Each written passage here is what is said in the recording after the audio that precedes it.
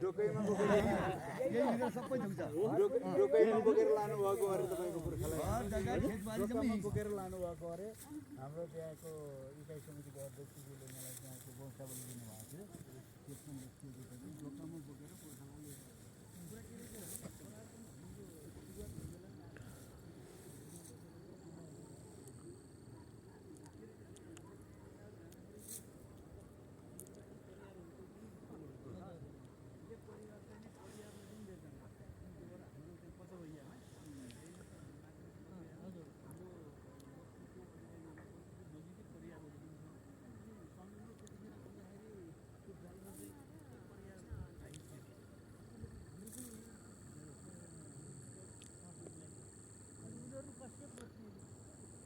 यो कास्कीको अस्थामबाट देखिएको पोखरा हो। यो अस्थाम चाहिँ माछापुच्छ्रे गाउँपालिकामा पर्छ।